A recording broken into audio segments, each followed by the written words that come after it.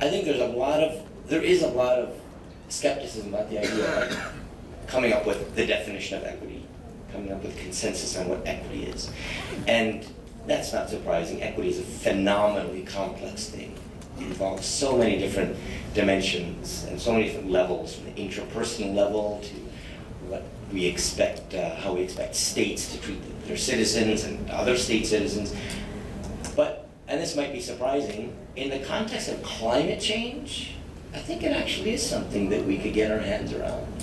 Because when we're talking about equitable burden sharing, we're really coming back to two sort of key dimensions of what equity would have to mean as far as a climate regime. One is, how do we share the costs of a public good?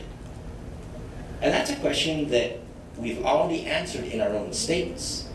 We've already had a public discussion about how do you raise tax money?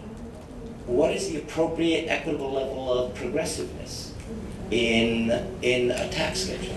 And countries have answered that question in different ways, but not radically different ways. There is sort of an intuitive consensus that you want to be progressive. You think, people, there's a declining marginal utility of income, and so it makes sense to tax the wealthier at higher tax rates.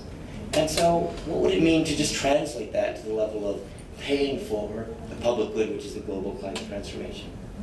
A second question is, we've already come to the consensus within our own states that those who cause damages compensate.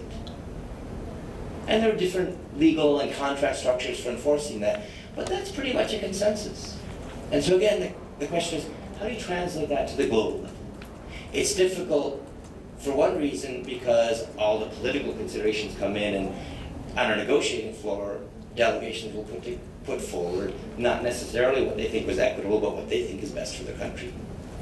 But if we're going to solve this problem, then I think we have to ultimately get at least a step or two beyond the idea that it can be done in a way where the first and foremost priority is what is in the near-term interest of one's country.